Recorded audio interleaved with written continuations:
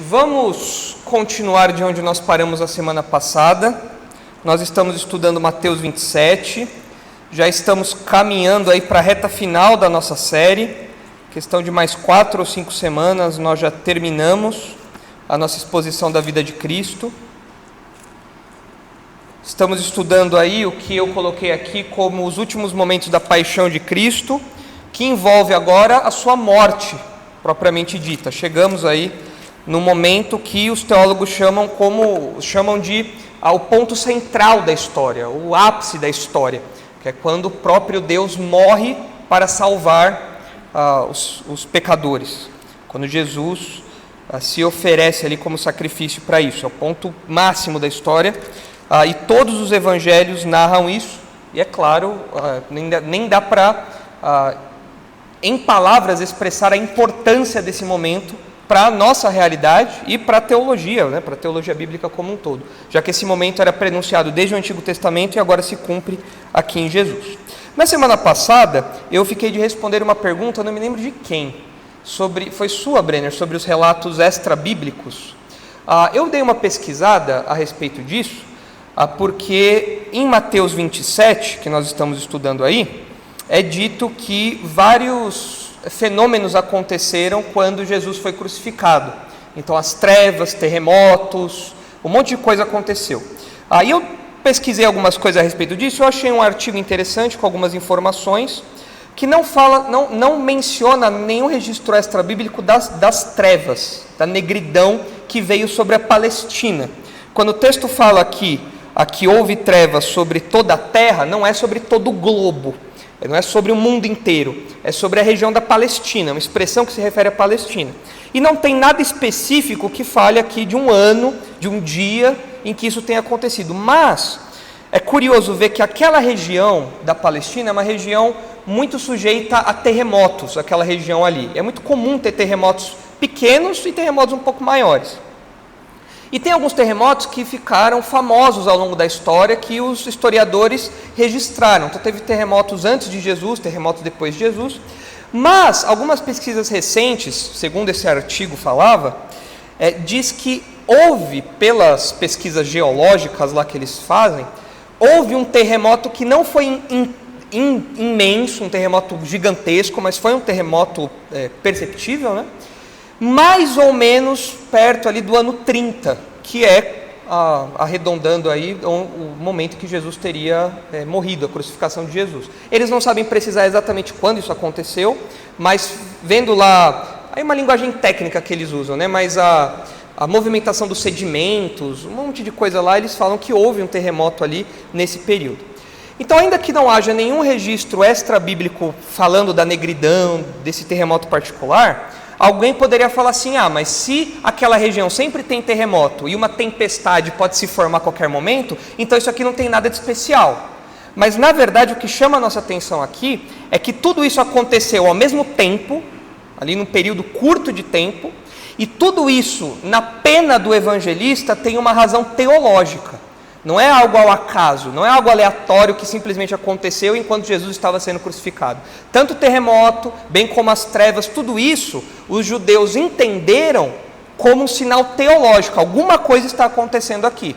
E, guiados pelo Espírito Santo, os autores bíblicos registraram isso. Então, não tem nada específico a respeito disso daí, Brenner. Mas o que eu encontrei foi isso, é um artigo longo. Tem algumas coisas interessantes, outras acaba fugindo um pouco da discussão que a gente teve aqui, né? Mas o que eu consegui encontrar foi isso, pelo menos por enquanto, certo? Vamos lá então, gente, reler aí o que nós já estudamos. Estamos em Mateus 27, 45 a 54. Nós já estudamos os primeiros 5 versículos aí. Estamos vendo 6 acontecimentos que permeiam a crucificação de Jesus.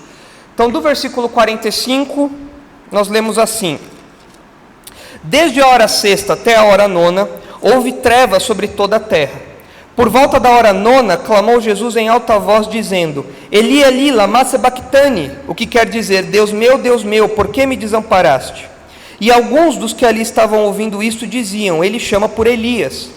E logo um deles correu a buscar uma esponja, e tendo-a embebido de vinagre, e colocado na ponta do caniço, deu-lhe a beber. Os outros, porém, diziam: deixa, vejamos se Elias vem salvá-lo. Então até aqui nós já estudamos. A quem estava aqui na semana passada deve se lembrar que o primeiro acontecimento, o primeiro fenômeno que nós estudamos aí, são as trevas, que tinham na teologia, ou tem na teologia, uma conotação de juízo de Deus. Quando a Bíblia fala sobre o dia do Senhor, ou seja, o dia em que Deus vai trazer juízo sobre a terra, fala de um dia de escuridão, fala de um dia de trevas. Então, desde o Antigo Testamento, na cabeça do judeu, quando você falava de trevas, já vinha uma ideia, já vinha uma noção de juízo de Deus. E nós vemos que esse juízo de Deus, essa ira divina, estava se mostrando visualmente, graficamente ali sobre aquela região, porque Deus estava irado, ira essa que daqui a pouco seria depositada sobre Jesus.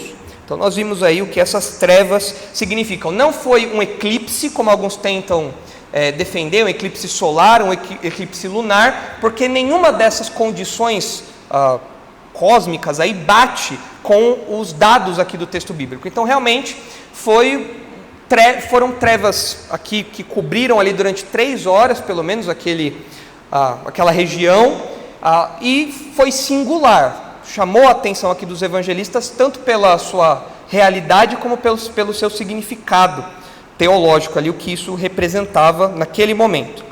O segundo acontecimento aí que nós vimos é o abandono. No versículo 47, nós vemos Jesus, no versículo 46, nós vemos Jesus clamando: Deus meu, por que me desamparaste? E nós vimos que isso não significa que Deus Pai abandonou Jesus no sentido de virar as costas e houve uma ruptura da Trindade e agora Jesus não era mais filho de Deus. Não é nada disso. Aqui abandono é alguém que está à beira da morte, alguém que foi deixado para morrer. Mostra o sofrimento intenso que Jesus estava experimentando aqui, e a gente não deve perder de vista, ele está citando o Salmo 22. Então Mateus quer que a gente tenha todo o Salmo 22 em mente. Agora o clamor é de um desamparado, mas o Salmo 22 não termina no desamparo. Então Mateus já está dando uma deixa para a gente de que as coisas não vão terminar desse jeito. E nós também falamos, na semana passada, que a gente deve ter cuidado com o folclore evangélico, porque criou-se uma ideia daquela vassourinha que os romanos usavam para se limpar no banheiro, e foi isso que deram para Jesus, e não tem nada a ver. Isso é uma coisa que inventaram, divulgaram na internet, um monte de gente compartilha achando que isso é verdade, e não tem nada a ver isso daí. A gente viu isso na semana passada também. E hoje nós vamos falar aí a respeito da morte propriamente de Jesus. Então nós vimos tudo que antecedeu esse momento. Nós vimos ali todo o seu sofrimento, o seu julgamento injusto, antes do seu julgamento injusto, a sua agonia no Getsemane, os seus julgamentos injustos no plural, depois o caminho até a cruz marcado por espancamento, sofrimento, zombaria, privações, a crucificação também marcada por tudo isso, e agora chega o momento final dessa jornada aí, é a morte propriamente dita. Esse é o momento mais importante da história, esse momento. O versículo 50 que está representa aqui a morte de Jesus, é o versículo mais importante da história. Veja, Jesus não nos salvou pelo sofrimento que ele teve até aqui.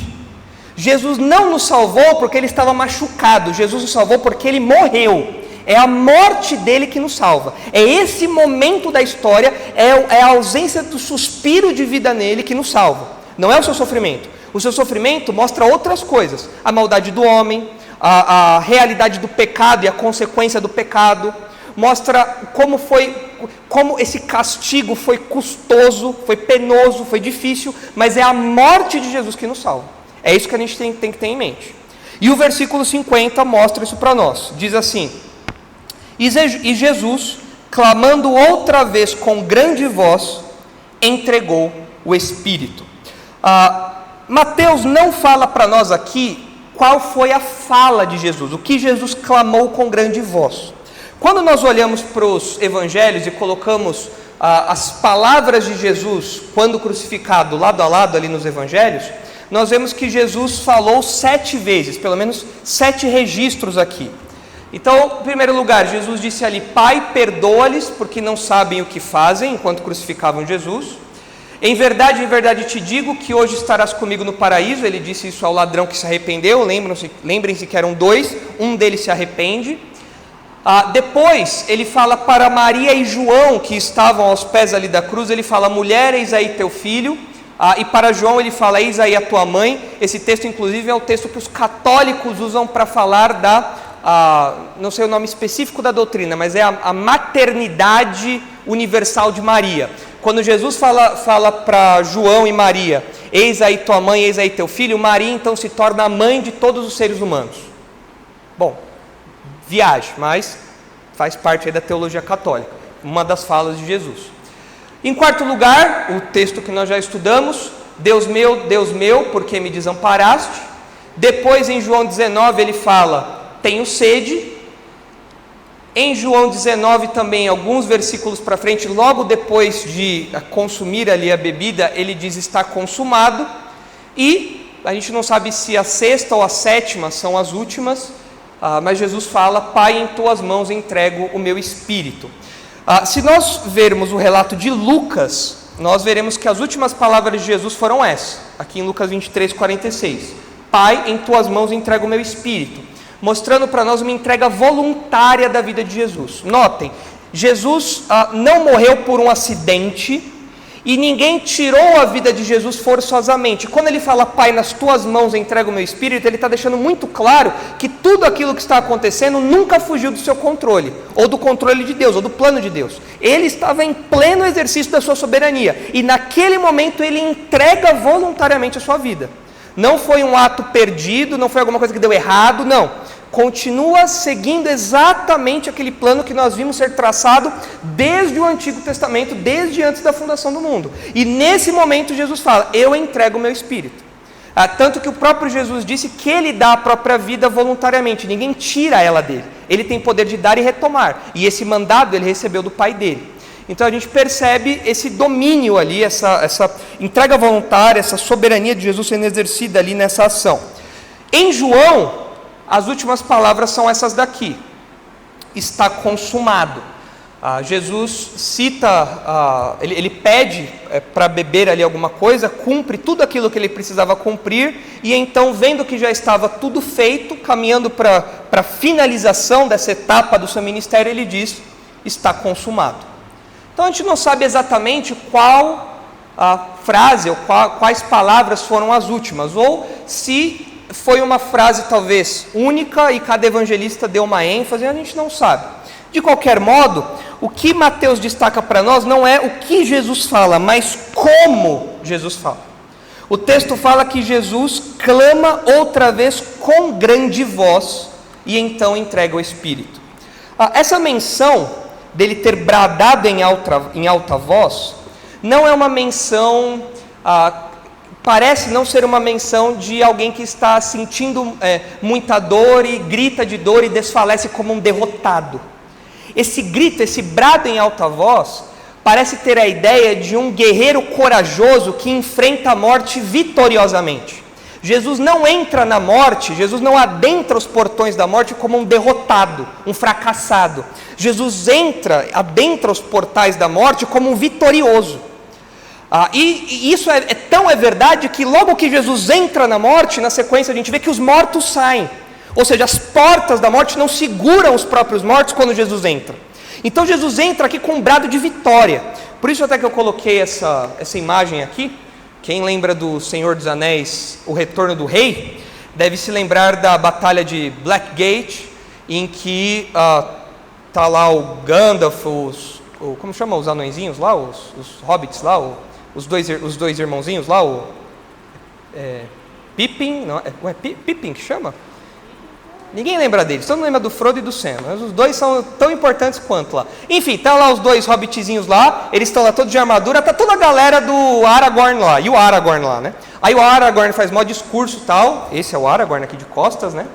E o exército ali do Sauron, está ali pronto para invadir ali Blackgate. E aí ele faz aquele discurso e ele vai para cima, agora, ele fala por Frodo, e aí vai para as cabeças, ele vai para cima, ele vai com tudo, E aí vai os anões não, anão é mal, no Senhor dos Anéis. Os hobbits, eu não posso xingar os hobbits. Aí eles vão para cima, e aí o Gandalf sai gritando, e sai todo mundo gritando, o Aragorn sai gritando corajosamente para enfrentar aquele grande exército. O que nós temos aqui é uma cena semelhante a essa, onde o nosso rei, ele não entra na morte derrotado, ele entra na morte como um guerreiro vitorioso, como alguém que grita e vai para cima sem medo, certo da sua vitória e sabendo dos resultados que isso vai acarretar. Então esse brado em alta voz mostra essa coragem de Jesus, essa postura dele firme até o último momento, mostrando a sua expressão de vitória, sua certeza de vitória, sua postura assim. E isso contrasta muito com o modo como os incrédulos lidam com a morte.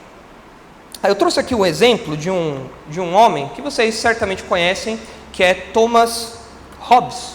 Não sei se é assim que fala o sobrenome dele, mas ele é famoso porque ele é o autor do Leviatã.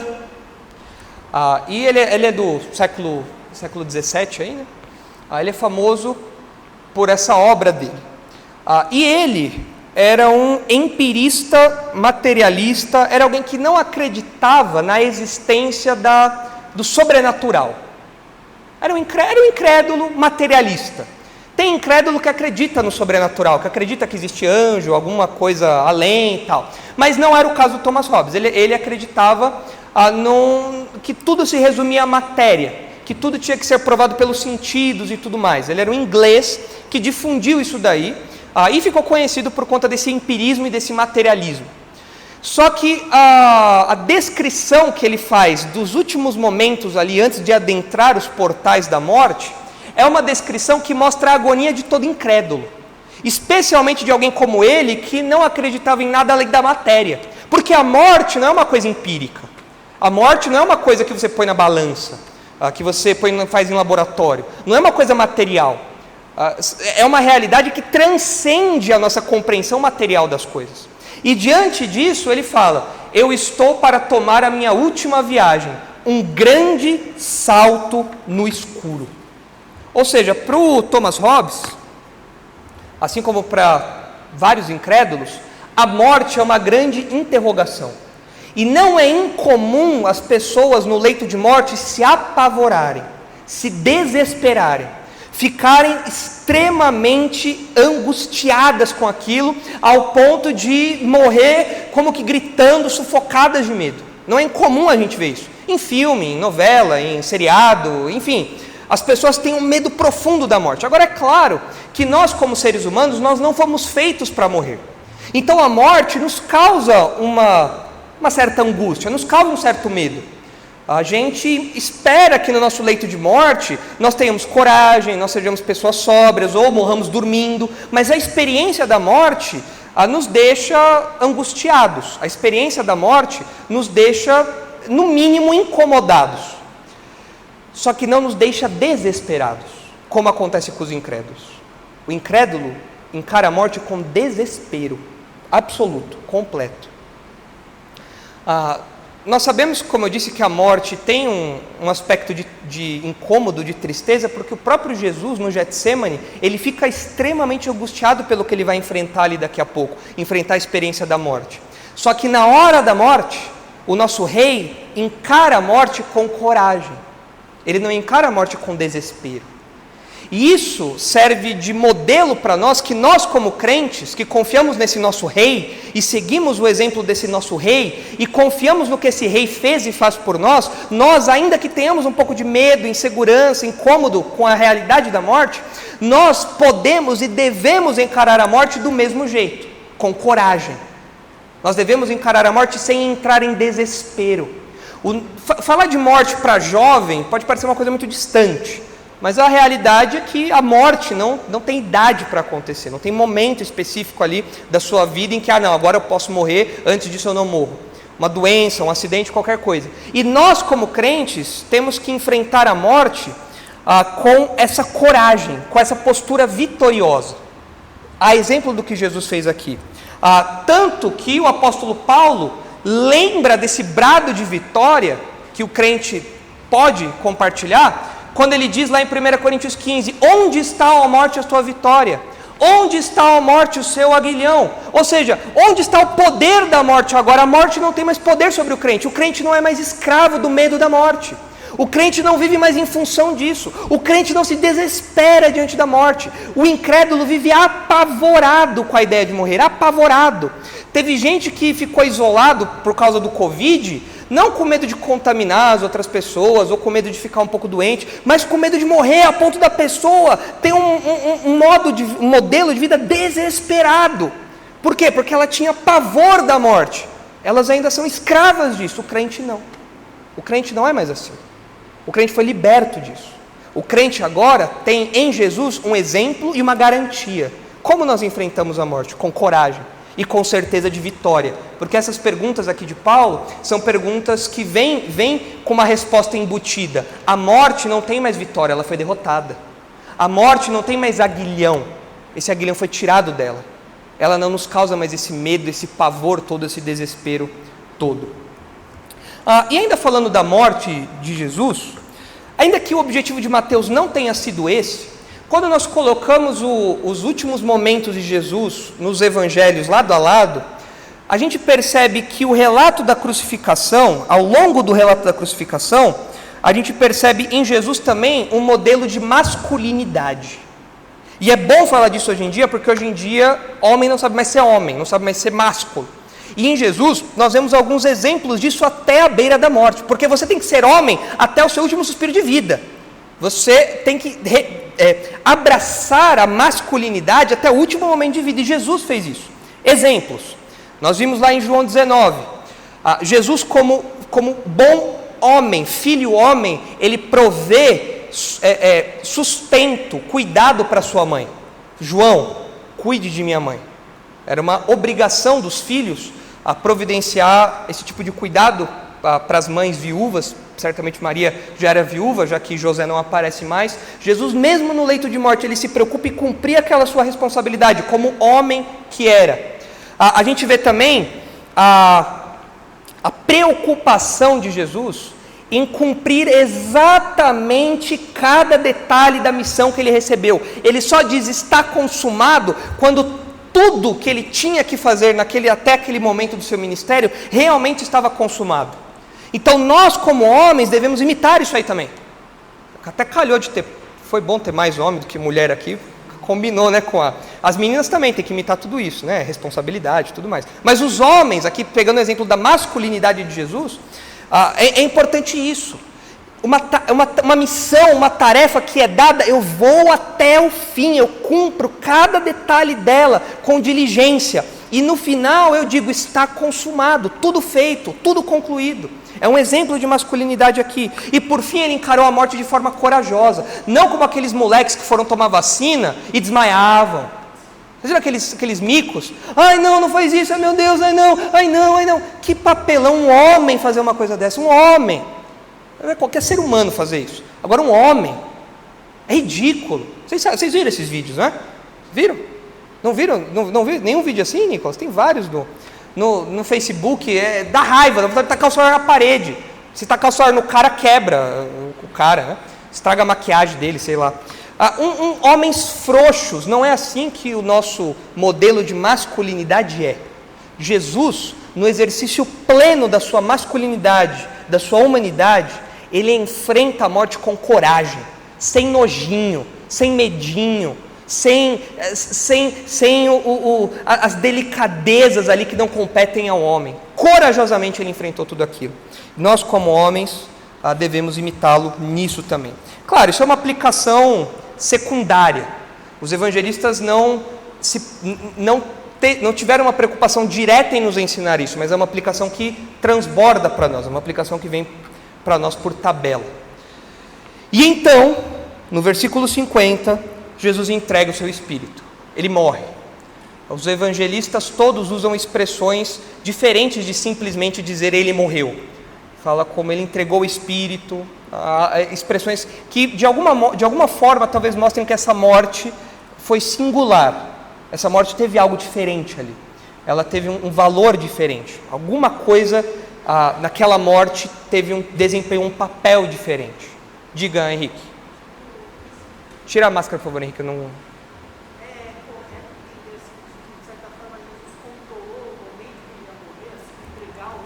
Não, com certeza. Jesus estava no exercício pleno da sua soberania. No momento em que ele falou, entrego o meu espírito, ele estava plenamente consciente de tudo, controlando tudo, e naquele momento ele decidiu entregar a sua vida, depois que já concluiu tudo o que tinha para fazer. Então nós vemos aqui esse exercício da plena soberania dele, ao entregar a sua vida, e da plena consciência. A coisa só foi nesse momento quando ele quis. Demorava muito. Tanto que os soldados, eles por vezes tinham que acelerar o processo de morte, quebrando a perna dos crucificados. E no caso de Jesus isso não aconteceu, foi uma morte rápida, até é de estranhar uma morte tão rápida. Mas a gente vê que Jesus falou, não, tudo já está feito, agora eu vou entregar o meu espírito a Deus. E ele conclui. Quando Jesus morre aqui no versículo 50, bem como nos outros evangelhos também, uma série de acontecimentos é desencadeada. Então nós temos aí o elemento da destruição. Veja o que diz o versículo 50. Eis que o véu do santuário se rasgou em duas partes, de alto a baixo, tremeu a terra, fenderam-se as rochas. O véu do santuário que diz aqui era uma cortina, pelo que eu pesquisei, era uma cortina grossa, não era uma cortina como essas que a gente vê às vezes em casa, aquela cortina fininha que transparece a luz, era uma cortina cujo objetivo era realmente bloquear a visão, e essa cortina ficava entre o lugar santo e o santo dos santos. Vocês devem se lembrar que no templo você tinha dois ambientes. Você tinha a região externa, que era o pátio, e o templo, propriamente dito, era dois ambientes. Você tinha o lugar santo, onde os sacerdotes faziam ali os seus trabalhos e podiam circular por ali. E você tinha o lugar santo dos santos, ou lugar santíssimo, que era onde só o sumo sacerdote podia entrar uma vez por ano. No tabernáculo era onde ficava a Arca da Aliança, era onde ficava ali, onde era o local de expressão máxima da presença de Deus era ali. E essa cortina fazia essa divisão. E o texto fala que este véu se rasgou em duas partes de alto a baixo. O fato de ter sido de alto a baixo parece indicar aqui que foi algo sobrenatural. Não é que algum sacerdote pegou a tesoura lá e começou a cortar ou começou a rasgar. O fato disso ter vindo de cima para baixo, disso ter acontecido de cima para baixo, num templo alto, com proporções relativamente grandes aí, comparado com um homem, isso aí mostra que foi uma iniciativa sobrenatural, não foi nada desencadeado por um ser humano. E o que isso significa teologicamente? Bom, algumas implicações teológicas disso podem ser as seguintes. Em primeiro lugar, esse rasgo que acontece na cortina do templo, pode ser como que o próprio Deus rasgando as suas vestes, indignado com o que está acontecendo ali. Vocês devem se lembrar que na antiguidade, nos tempos bíblicos, quando alguém estava muito indignado, irado, muito triste, a pessoa rasgava as suas vestes. Na expressão da sua ira, na expressão da sua fúria, no lugar onde Deus fazia a sua presença ser percebida de modo especial, naquela cortina Deus rasga as suas vestes, mostrando a sua profunda indignação e a sua ira com aquilo que está acontecendo. O próprio Filho de Deus foi morto pelos pecados, o custo foi muito alto, e Deus está irado, indignado com isso, e rasgando as suas vestes diante daquele preço que foi pago. Uma outra possibilidade, e essas possibilidades não se excluem, é que agora, como a cortina do Santo dos Santos foi aberta, foi rasgada, o acesso a Deus está liberado, está livre. Não há mais nenhuma separação. Por meio da obra de Jesus, agora o homem tem acesso direto a Deus. E uma outra possibilidade, que também não exclui as outras duas, é que com isso, com a morte de Jesus, inicia-se um novo tempo. E nessa nova era, Deus não habita mais naquele lugar, Deus não habita mais no templo. Deus agora habita no seu povo. Deus agora não habita mais num prédio como acontecia até aquele momento. Então tudo isso daí pode ser uma implicação teológica desse rasgar. Mateus não fala isso para nós. O Novo Testamento não menciona especificamente esse rasgar do véu. Então são implicações, possíveis implicações disso. Mas seja qual for a opção, e elas não se excluem, a gente percebe a importância disso. E o fato do texto ter falado que tremeu a terra, aí contribuindo para esse cenário de destruição também, deve nos lembrar que no Antigo Testamento, terremotos são associados também ao juízo de Deus, à ira de Deus e à presença de Deus. Vocês devem se lembrar quando a gente estudou 1 Reis, aqui de manhã, em 1 Reis 19, quando Elias vai até o Monte Sinai, e se protege ali numa caverna, quando ele sai, o texto fala que Deus está passando e a terra treme. Um dos fenômenos ali é a terra tremer. Então é algo associado à presença de Deus também, e outros textos mostram isso. Então esse terremoto contribui para a ira de Deus, para esse visual da ira de Deus, do juízo que está sendo derramado ali, daquela destruição, e também a glória de Deus, a presença gloriosa de Deus. O que está acontecendo é uma ação direta do próprio Deus. Não é uma coincidência, trevas, terremoto, rasgar a cortina, não. É o próprio Deus agindo. É a mão de Deus agindo ali, e os judeus perceberam isso. Os judeus sabiam disso pelas histórias do Antigo Testamento. O fato do véu ter se rasgado, o terremoto ter acontecido e as pedras terem se rachado, se partido, enfim, o caos ali, também pode servir como uma espécie de prévia, uma espécie de trailer de algo que vai acontecer no futuro. Deus aqui está saindo do templo para quebrar tudo. Deus está saindo do templo para arrebentar tudo, expressando isso aí por meio dos terremotos. E isso pode ser uma amostra grátis, uma prévia do que a ira de Deus vai fazer no futuro, quando de fato Deus vai quebrar toda a criação, vai quebrar tudo, o que nós vemos em Apocalipse, 1 Pedro, não dá tempo da gente entrar aqui em maiores detalhes. Então talvez isso fosse uma espécie de amostra grátis, uma espécie de prévia, uma espécie de trailer do que estaria por vir. Se essas palavras já nos assustam, e aquilo foi localizado ali naquela região, imagine como será o juízo de Deus no futuro, quando isso se aplicar a toda a criação. A proporção vai ser muito maior. E aqui a gente tem uma prévia do que pode ser isso. Agora, nós, como crentes, a gente não tem que temer essa ira de Deus. Se você é crente, você não tem que temer essa ira, porque você já está salvo dessa ira. Jesus carregou essa ira justamente para nos salvar. Se você não é crente, então você tem que ficar com medo mesmo. Você tem que olhar para isso daqui e ficar apavorado. É que aqui no Brasil a gente não tem terremoto, a gente não tem tsunami, a gente não tem nenhuma tragédia natural. Mas se você conversa com alguém que mora em países onde terremotos são comuns, você vê que isso para a pessoa é um assunto de urgência. É uma coisa muito séria, é uma coisa preocupante. Da mesma maneira, esse senso de urgência tem que estar em você se você não é crente também. Se você ainda não é crente, a ira de Deus manifesta aqui em miniatura, em uma escala miniaturizada, um dia virá sobre todos, inclusive você, caso você não se esconda sobre a cruz. Se a cruz não segurar essa ira para você, você vai receber essa ira. E isso mostra a importância aí da morte de Jesus para nós. Não serve apenas como um bom exemplo a ser seguido, um homem de grande moral, não é isso. Jesus nos livrou dessa ira que Deus está mostrando aqui, nessa destruição que se seguiu à morte de Jesus.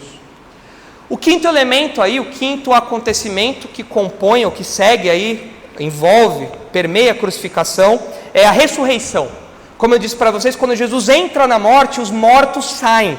Veja o que diz aí o versículo 52. Abriram-se os sepulcros, e muitos corpos de santos que dormiam ressuscitaram. E saindo dos sepulcros, depois da ressurreição de Jesus, entraram na cidade santa e apareceram a muitos. Veja bem, cronologicamente, fala que eles só apareceram em Jerusalém depois que Jesus já tinha ressuscitado. Se eles ressuscitaram e ficaram lá esperando dentro da tumba lá, a gente não sabe. Alguns defendem que os eventos que Mateus cita aqui, eles não aconteceram necessariamente um seguido do outro, ou concomitantemente, mas que aconteceram muito próximos e que Mateus agrupou esses eventos aqui. Se você parar para pensar, a ressurreição de Jesus vai acontecer dali a alguns dias, dali a pouco. Então esses eventos podem ter acontecido de um modo um pouco mais espaçado, mas Mateus agrupou tudo aqui junto, mostrando que isso não foi ao acaso.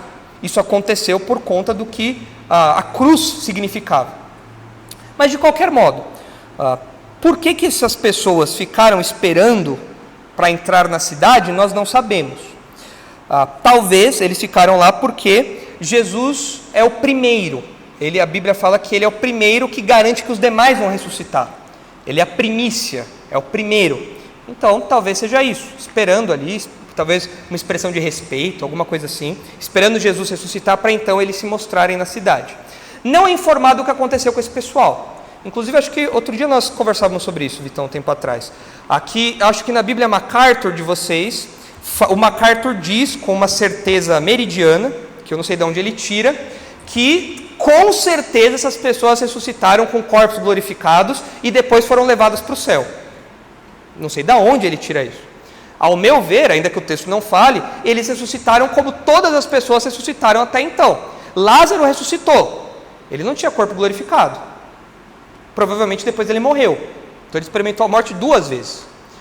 Os ressurretos do Antigo Testamento. Elias, quando ressuscita o filho da viúva. O menino não teve corpo glorificado, um corpo normal, e depois morreu. Então aqui, na verdade, é bem possível, é bem provável que segue-se o exemplo do que aconteceu com Lázaro. Essas pessoas ressuscitaram, entraram na cidade, foram vistas ali, e depois não é falado mais nada sobre elas, mas elas morreram. Diga, Vitão. Mas é aceitável também a hipótese de que eles só ressuscitaram no momento que Jesus ressuscitou? Sim, é possível. A ordem dos eventos aqui, como narrados, indicam isso. Mas a outra opção desse agrupamento de eventos também não é absurda, porque seria ali, o Mateus está dando um sentido teológico dos eventos, por isso ele agrupou. Eu particularmente acho que os eventos seguidos reforçam mais o momento crucial da história. E é como os evangelistas relataram. Então não vejo problema disso. E é possível que eles ressuscitaram e aguardaram para entrar na cidade só depois que Jesus já tivesse ressuscitado. É o que o texto diz, né? Eles acordaram saindo dos sepulcros depois da ressurreição de Jesus, entraram na cidade santa e apareceram a muitos. O que aconteceu aí entre a ressurreição deles e o tempo que eles entraram na cidade, a gente não sabe. Vocês podem ter batido um papo. E aí, você morreu quando? Morri há 300 anos atrás. Morri há 500, hein? Embaçado, né? Eu não sei, a gente não sabe. Mas eles esperaram. É porque aí a diferença é a hora que a porteira abriu, né? Quando Jesus morreu ou quando Jesus ressuscitou? Exatamente. Então, a gente não sabe, né? Mas o texto parece dar uma ideia de sequência. Porque alguns detalhezinhos de Mateus, que não aparecem muito nas nossas traduções, o que na época que o pastor Marcos expôs Mateus, ele chamava do zoom de Mateus. Mateus fala assim, veja, então ele vai guiando o olhar do leitor. E esses eventos, eles são guiados por essa câmera de Mateus. Então parece que Jesus morreu, a câmera vai para o terremoto, a câmera vai para os sepulcros e as coisas vão acontecendo. Então, eu acho que literariamente é totalmente defensável isso. Não preciso forçar, falar que os eventos aconteceram separadamente, em momentos distintos. Não precisa disso. Diga, Henrique. Você já ouviu falar em algum registro extra-bíblico? Não, sobre isso não. Aliás, eu vou aproveitar o gancho da sua pergunta, porque ela levanta uma outra pergunta para a gente. Espera aí, se um monte de gente ressuscitou, então toda a judaiada lá tinha que virar crente, não é? Porque Jesus ressuscitou. Um monte de judeu ressuscitou também. Fala aqui dos corpos de santos, eram servos de Deus do passado. Fala, quem é você? Não tem RG, não tem nada, né? Quem é você? Eu sou fulano. Quem? Sou seu tataravô. Então, a gente não sabe. Mas a pergunta é levantada. Peraí, por que essa judaiada toda então não se converteu se um monte de gente ressuscitou? Eu quero lembrá-los do seguinte. Em primeiro lugar, vocês devem ter em mente que depois que Jesus ressuscitou, os líderes judeus, divulgaram uma versão fraudulenta do que aconteceu com o corpo de Jesus. A versão que se divulgou oficial era que os discípulos tinham roubado o corpo de Jesus. Então Jesus não tinha ressuscitado. Isso dificultaria o entendimento das pessoas de ver aquelas ressurreições como algo atrelado à ressurreição do próprio Jesus, por conta dessa versão oficial aí. Não seria estranho, portanto, que os outros líderes judeus também negassem a ressurreição dos demais. Vocês devem se lembrar que, como nós vimos no período interbíblico, O sinédrio era formado por fariseus e por saduceus. O templo tinha fariseus e saduceus. Uma parte desse grupo não cria em ressurreição, não cria em nada sobrenatural. Então vamos falar, ressuscitou. Mentira, ressurreição não existe. E isso deve ter influenciado o povo também. E outra coisa, principalmente, os judeus já tinham testemunhado uma ressurreição há pouco tempo. Quem tinha ressuscitado havia, algumas semanas? Lázaro. E então os líderes que viram, os judeus que viram Lázaro ressurreto, eles se converteram? Não, tanto que João fala que depois eles quiseram matar Lázaro. O cara acabou de ressuscitar, o cara não tem um minuto de paz, meu. Acabou de ressuscitar e tem gente querendo matar o Lázaro lá, né? E eles não creram, pelo contrário, eles quiseram matar o Lázaro. Então, é aquilo que Abraão fala para o rico, lá em Lucas 16. O rico fala, pai Abraão, manda Lázaro, outro Lázaro, né? Não o Lázaro de João 11 aqui. Manda Lázaro falar lá para os meus irmãos, que para eles não virem para cá. E aí Abraão fala assim, olha meu amigo, mesmo que um morto ressuscite e fale com eles, se eles não creem em Moisés e nos profetas, nenhum defunto ressuscitar vai fazer eles acreditarem. Então, por que esse pessoal não viu tudo isso e não registrou e não creu? Por quê? Por conta de uma versão fraudulenta que foi divulgada, e certamente isso teve influência no pensamento do pessoal, e porque a cegueira espiritual era tamanha que nem mesmo um milagre desse porte poderia fazê-los crer. Então, por que não tem outros registros? Eu acredito que, dentre outros fatores, talvez esse. Agora veja, a gente não pode tratar a Bíblia como um não registro. A Bíblia é um registro confiável, um registro histórico. Isso aconteceu, isso está aqui. Então é um testemunho histórico. Outros documentos históricos, outras informações históricas são tidas como verdadeiras e às vezes isso está subentendido em um documento histórico que o pessoal nem tem certeza se foi escrito naquele período mesmo. Na Bíblia não é assim, o nosso Novo Testamento é confiável, historicamente defensável e válido historicamente como um documento. E ele diz que vários mortos ressuscitaram, certo? Então eu acho que por esses fatores aí. Agora, o que Mateus quer destacar para nós, nesses 2 versículos, quando ele fala dessa ressurreição desses santos aqui, a verdade destacada aqui por Mateus de modo muito gráfico, é que a morte de Jesus traz vida. É um contraste aqui, como eu falei para vocês, quando Jesus entra na morte, a morte não segura mais os seus, e os mortos vêm para fora. Quando Jesus entrega a sua vida, o mundo dos mortos devolve os seus mortos à vida. É uma relação que mostra como a nossa esperança é viva. E o apóstolo Paulo fala disso em 1 Coríntios 15, olha só. Mas se de fato Cristo ressuscitou dentre os mortos, sendo as primícias dentre aqueles que dormiram, ou seja, primícias, eu já expliquei para vocês, é aquela primeira colheita que você faz no começo da estação de colheita, e ela fala como vai ser todo o resto, ela diz como é que vai ser todo o resto. Se a primícia é boa, o resto da colheita é boa também. E Paulo fala, Cristo é a primícia dos que dormiram, um eufemismo para aqueles que morreram. Então, se Cristo foi o primeiro que morreu e ressuscitou, então qual vai ser a qualidade da ressurreição, a veracidade, a certeza dessa ressurreição para os outros? Total. Visto que a morte veio por meio de um só homem, também a ressurreição dos mortos veio por meio de um só homem. Que diz aí 1 Coríntios 15, 20 a 21. Isso nos dá energia para nós encararmos a morte, isso nos dá coragem. A morte não é um ponto final para o crente. Eu vou ressuscitar. Um dia eu vou voltar para esse mundo aqui, para essa terra, quando Jesus se tornar rei aqui em Jerusalém, eu vou estar com o meu corpo glorificado. Por quê? Porque Ele viveu isso. Ele é a certeza disso. Os parentes que faleceram, quem perdeu aqui parente por Covid, por qualquer outra coisa, os crentes, os parentes crentes vão ser revistos. Nós estaremos lá, lado a lado. Por quê? Porque Cristo garantiu isso para nós. Então nós temos uma esperança, os incrédulos não. Os incrédulos também vão ressuscitar um dia, só que eles não vão ressuscitar para a vida eterna, eles vão ressuscitar para a destruição eterna. O corpo glorificado do incrédulo não vai servir para ele desfrutar de vida pela eternidade. O corpo glorificado do incrédulo vai servir para ele não morrer pela eternidade. É um corpo que é destruído para sempre, uma destruição que não acaba, uma destruição que não termina.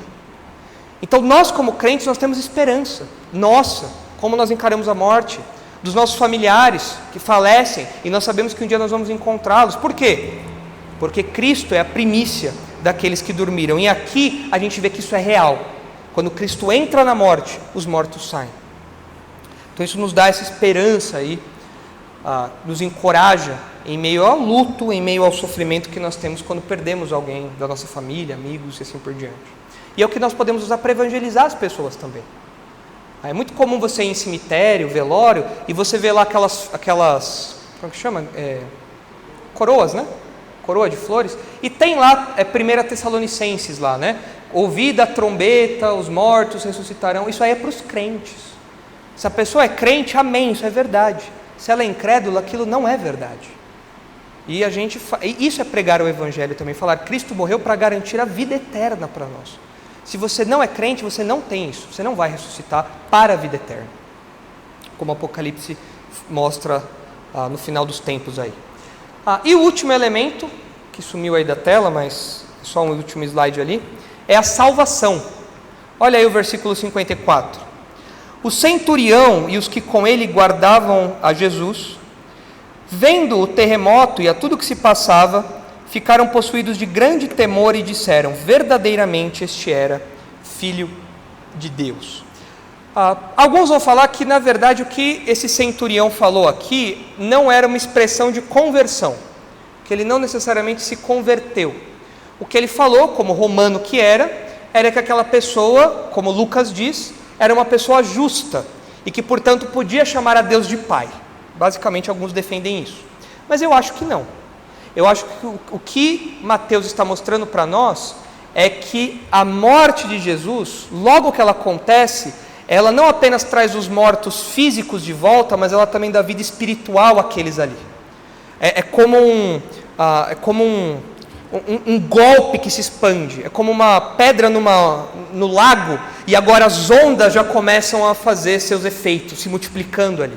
E esse homem então se converte. Notem o seguinte, o texto fala que era o centurião e os que guardavam Jesus. Nós temos os soldados, nós temos o chefe ali vendo aquilo que está acontecendo. E esse chefe fala, realmente, esse homem era filho de Deus. Ele não era culpado pelo que acusavam ele não era culpado de transgressão. Ele era realmente o Filho de Deus. E por que eu acredito que ele se converteu? Em primeiro lugar, porque o texto fala que eles ficaram possuídos de grande temor. Esse medo que aparece aqui, esse santo temor a Deus, é algo que está presente na conversão das pessoas. Uma pessoa que se converte, a primeira reação dela é o medo. Por que medo? Porque eu sou um pecador e Deus é santo e Ele está irado. Então eu sinto medo, eu temo a Deus.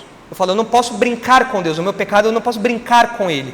Então a primeira reação de alguém que se converte é esse santo temor. E eles têm aqui, vendo tudo aquilo, parece que eles juntam as peças do quebra-cabeça, talvez ouvindo o que Jesus falava na cruz, ouvindo ali o que as pessoas estavam conversando, eles juntam tudo e falam, opa, a gente tem que ficar abalado aqui. Esse homem era realmente quem ele afirmava ser.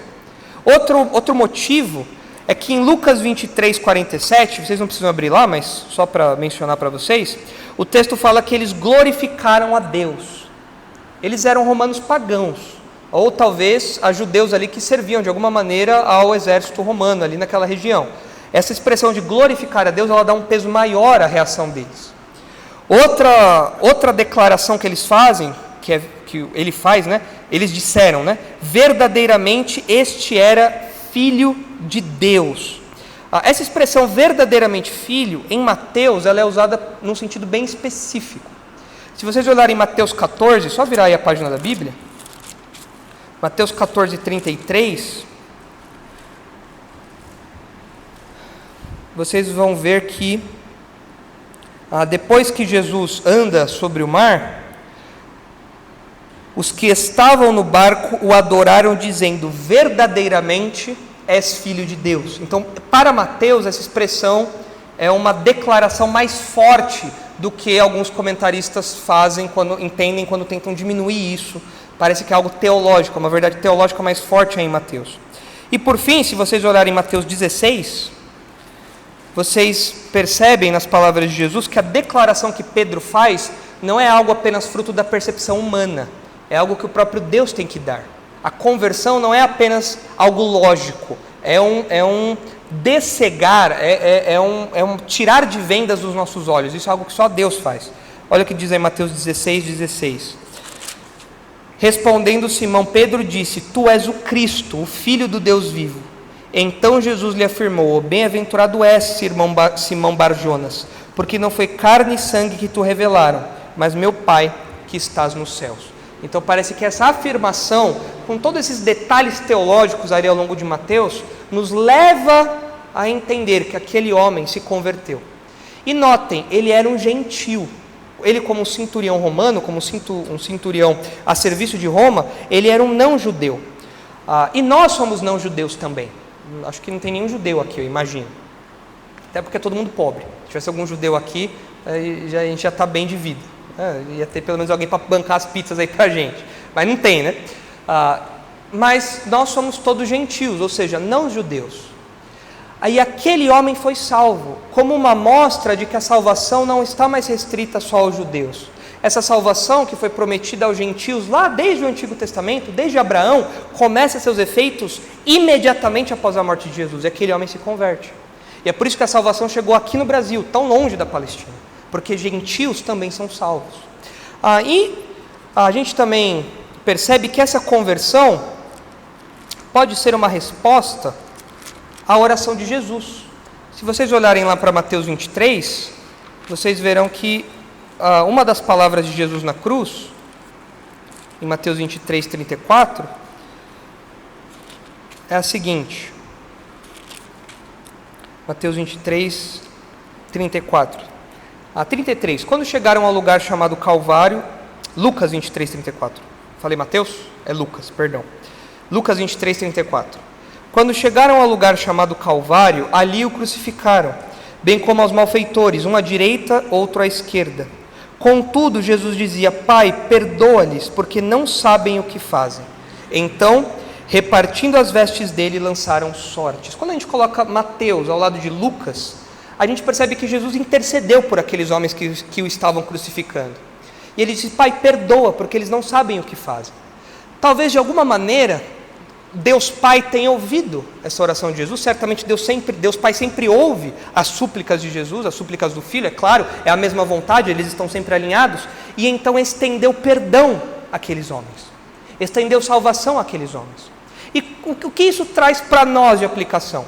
Se Jesus intercedeu por aqueles soldados e Deus os perdoou, a Bíblia fala que Jesus intercede por nós também. E logo, Jesus intercedendo por nós, quão privilegiados nós somos de saber da certeza de resposta das intercessões que Jesus faz em nosso favor. Se vocês olharem Romanos 8, vocês vão ver isso. Rapidinho aí, Romanos 8, 34. Por que eu posso ter certeza da minha salvação? Por que eu sei que a minha salvação não vai se perder? Porque Jesus é quem intercede por mim.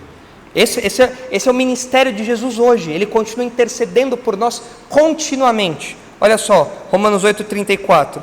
Quem os condenará? É Cristo Jesus quem morreu, ou antes quem ressuscitou, o qual está à direita de Deus e também intercede por nós. Hebreus 7, 25 diz assim: Por isso também pode salvar totalmente os que por ele se chegam a Deus, vivendo para sempre para interceder por eles, mostrando que Jesus, o autor de Hebreus está mostrando que Jesus é um sumo sacerdote de uma linhagem superior, e ele intercede por nós, ele faz essa mediação para nós, em nosso favor, continuamente.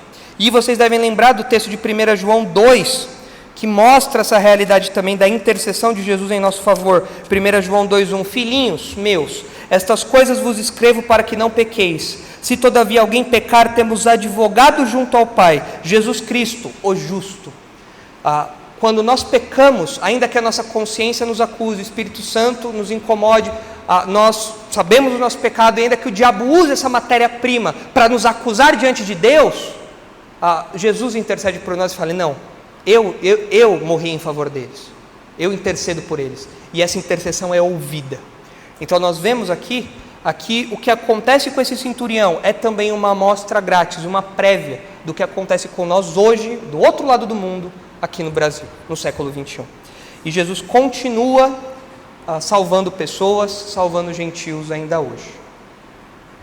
Para terminar esse ponto, esse texto de hoje, o estudo de hoje, vejam lá Lucas 23, é o último texto que eu quero ler com vocês.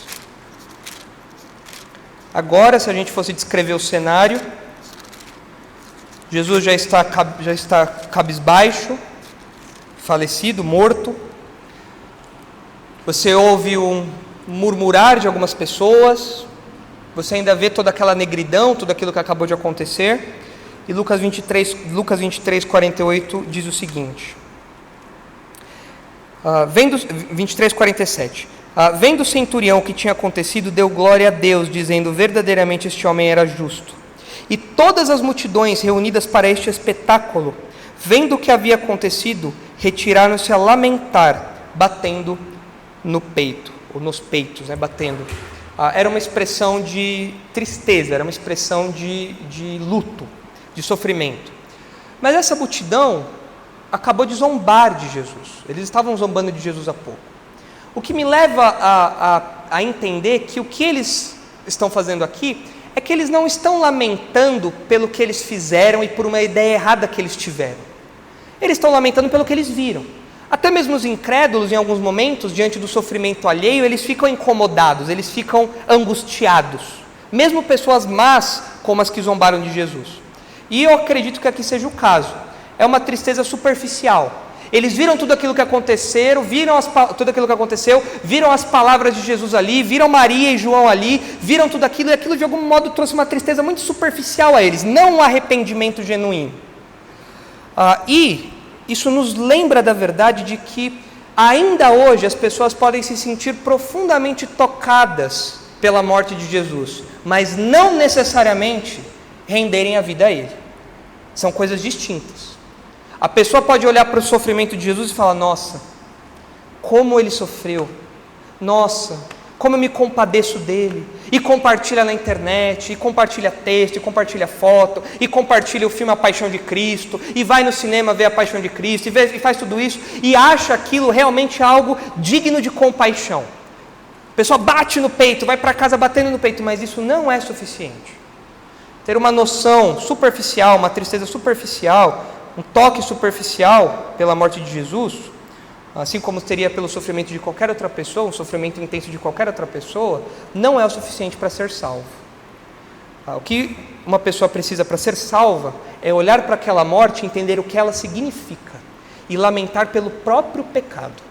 Falar: aquilo, eu devia estar ali, eu devia levar aquilo, eu merecia aquela ira, eu merecia aquela cruz, eu merecia aquele sofrimento, eu deveria estar ali. E eu bato no meu peito pelo meu pecado. E eu agradeço porque Ele levou a minha culpa. E essa pessoa sim entendeu a mensagem do Evangelho. Diga, Kevin.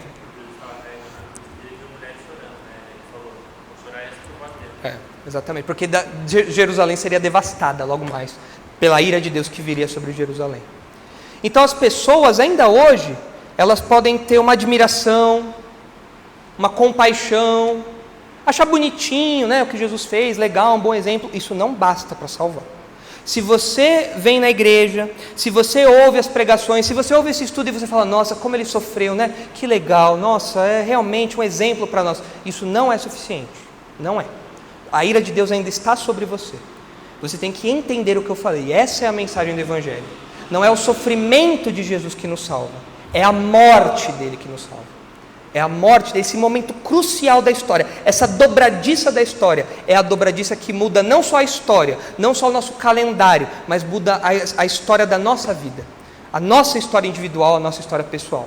Eu espero que todo mundo aqui entenda essa realidade, valorize essa realidade e não banalize a morte de Jesus.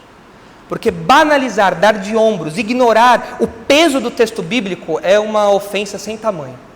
O que Jesus experimentou ali, desde o seu sofrimento, mas na sua morte, é algo que nós merecemos experimentar. E Ele fez isso por nós, em nosso lugar.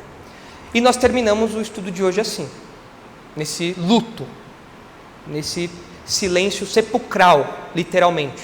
Daqui a pouco vendo o sepultamento de Jesus. Mas a gente sabe que a história não termina assim, graças a Deus. A Jesus ressuscita e hoje Ele está vivo. O nosso rei não está morto, Ele está vivo, Ele ressuscitou. Mas por hoje nós paramos aqui. Nós terminamos aqui. Considerações? Dúvidas?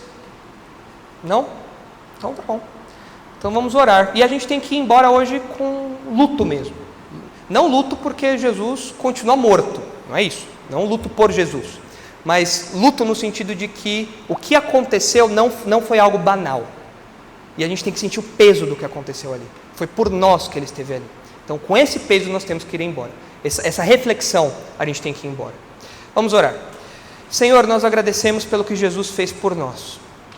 Agradecemos porque o Senhor nos amou tanto, que enviou o seu único Filho para morrer em nosso lugar. Nós agradecemos por essa prova de amor infinita, imensurável, que nos faltam palavras para descrever.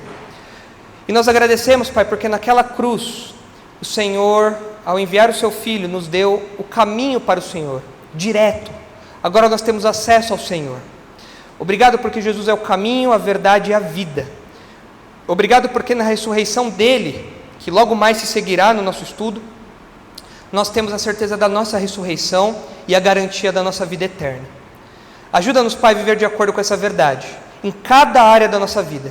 Que no nosso trabalho nós lembremos que Jesus morreu por nós, que no tempo da escola, enquanto estivemos com os nossos colegas, nós lembremos que Jesus morreu por nós. No seio familiar, que nós lembremos que Jesus morreu por nós. Nas nossas coisas corriqueiras, nós lembremos que Jesus morreu por nós e valorizemos isso, Pai. Porque é isso que o seu Filho fez em nosso lugar, que nos dá comunhão verdadeira com o Senhor, que nos dá verdadeira vida, que nos dá uma nova mente, um novo coração, que nos dá o sentido para viver. É o Senhor que nos fornece tudo isso graciosamente. E nós pedimos que o Senhor não tire isso do nosso horizonte, não permita que nós banalizemos isso em momento algum da nossa vida, em hora algum do nosso dia. Que nós sempre lembremos disso e com gratidão louvemos ao Senhor por tamanha salvação. E é no nome de Jesus Cristo que nós oramos agradecidos. Amém.